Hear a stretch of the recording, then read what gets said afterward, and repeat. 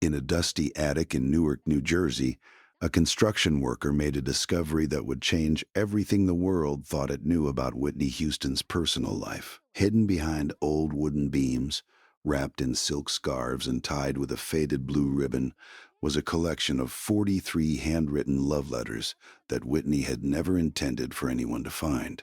The letters, dated between 1983 and 1987, revealed a secret romance that could have altered the course of music history. They were addressed to someone known only as my Dearest M, and they showed a side of Whitney Houston that the public had never seen: vulnerable, passionate, and desperately in love with someone her career advisors had forbidden her to pursue. This is the story of Whitney Houston's lost love, told through her own words, and the romance that industry executives buried to protect their golden goose. The letters were discovered in 2018 during the renovation of the Houston family's former Newark home. The construction worker, Marcus Torres, initially thought he had found old family correspondence and was prepared to discard them. But something about the elegant handwriting and the expensive stationery made him take a closer look. What he read changed his understanding of Whitney Houston forever. My Dearest M, the first letter began, dated March 15, 1983.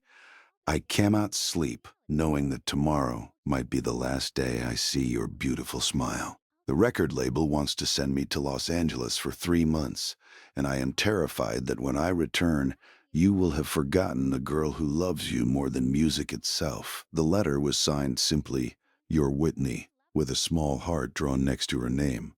Marcus Torres carefully photographed each letter before contacting Whitney's estate. What emerged was a love story that explained so much about Whitney's later struggles with relationships and her deep sadness that fans had always sensed beneath her radiant performances. The mysterious M was Michael Anderson, a talented jazz pianist and composer Whitney had met in 1982 at a small club in Greenwich Village. Michael was everything that Whitney's career advisors feared: an artist more interested in creative expression than commercial success, a man who encouraged Whitney to follow her heart instead of market research. According to the letters, Whitney and Michael had fallen deeply in love during the winter of 1982-1983, just as Whitney's recording career was beginning to take shape. Michael saw Whitney not as a commodity to be marketed, but as a complete human being deserving of love, respect, and artistic freedom. You make me feel like I can conquer the world and come home to your arms at the end of every day, Whitney wrote in a letter dated June 2nd, 1983. When I sing for you. When I dream of our life together. You are the melody that makes my heart complete. But Whitney's management team, led by Clive Davis and her mother, Cissy Houston, had different plans. They viewed Michael as a distraction and a threat to Whitney's carefully constructed image. A relationship with a struggling jazz musician wouldn't fit the narrative they were building around Whitney as America's sweetheart. The letters reveal the immense pressure Whitney faced to end the relationship. They sat me down today and explained that loving you is a luxury I cannot afford, Whitney wrote on August 14th, 1983. They say that my career is at a critical stage and that any personal complications could derail everything we've worked for. They don't understand that you are not a complication. You are the reason I have strength to face this crazy world. Whitney's letters show a woman torn between following her heart and fulfilling the expectations of everyone who had invested in her success. She describes sleepless nights, crying fits, and a growing sense that she was losing herself in the pursuit of fame. I look in the mirror, and sometimes I don't recognize the person staring back, she wrote in September 1983. They are molding me into something perfect and polished, but I feel like I'm disappearing piece by piece. Only when I think of you do I remember who Whitney Houston really is. The correspondence reveals that Michael fought for their relationship, even traveling to Los Angeles to surprise Whitney during a recording session. But the visit only intensified the pressure from her team to choose between love and career. You should have seen their faces when you walked into that studio, Whitney wrote after Michael's surprise visit. It was as if you had committed some terrible crime by loving me. They pulled me aside and said that if I continued to see you, they would have to reconsider their investment in my future. I hate that I understand what they mean.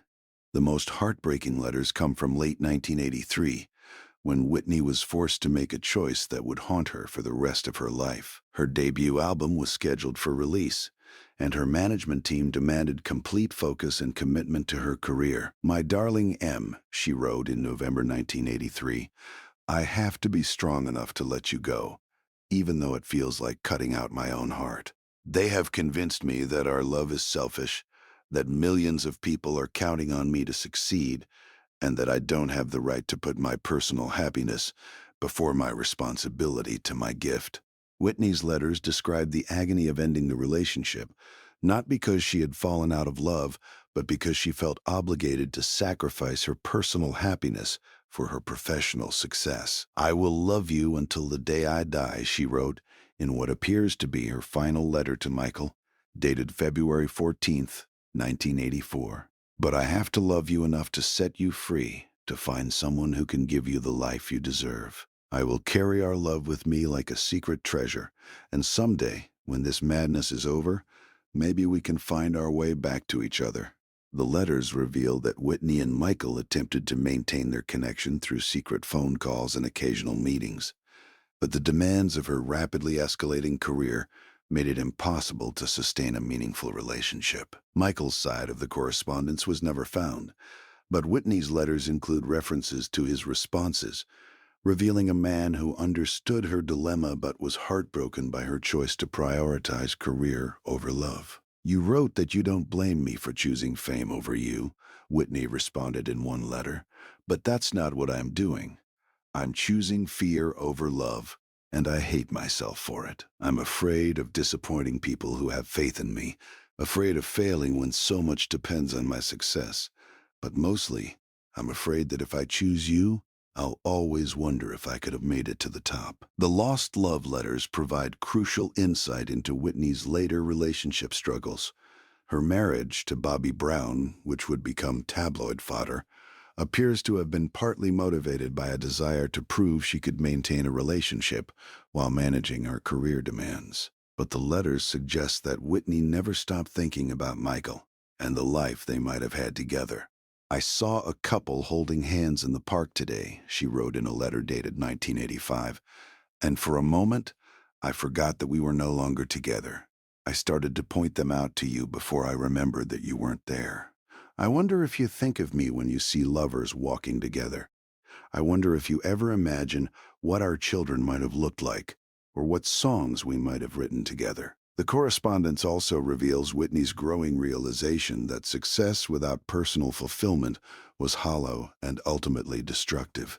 "I have everything they told me I wanted," she wrote in 1986, "but I feel emptier than I did when I had nothing but dreams and your love to sustain me.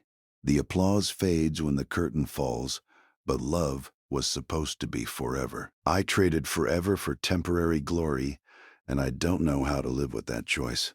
The final letters in the collection, dated from 1987, show Whitney beginning to understand the true cost of her decision to prioritize career over love. "I realize now that they were wrong," she wrote. "Love doesn't diminish success, it gives success meaning.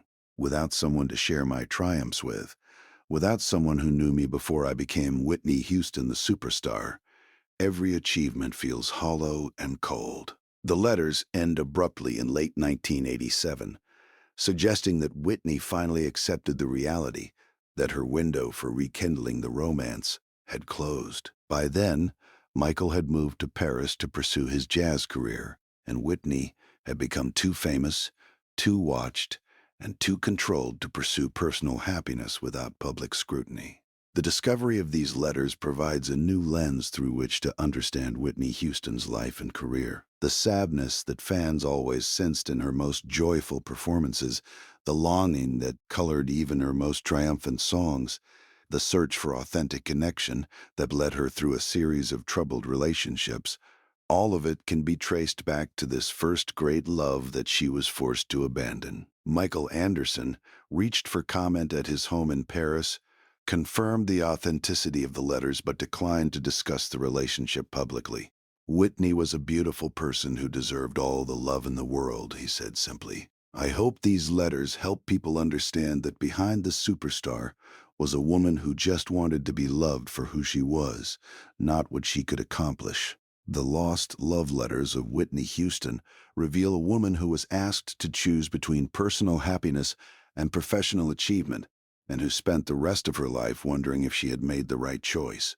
They show us a different version of Whitney's story, one where love might have saved her from the isolation and pain that eventually consumed. In her own words, written in elegant script on expensive paper, Whitney Houston left behind evidence of the road not taken, the love not pursued, and the life that might have been if she had chosen her heart over her career. Love is the only real success, she wrote in one of her final letters to Michael. Everything else is just noise that drowns out the music of two hearts beating together. Whitney Houston became the voice of a generation, but these letters remind us that she was also a woman who loved deeply, sacrificed greatly, and wondered until the end what might have been if she had chosen love over fame.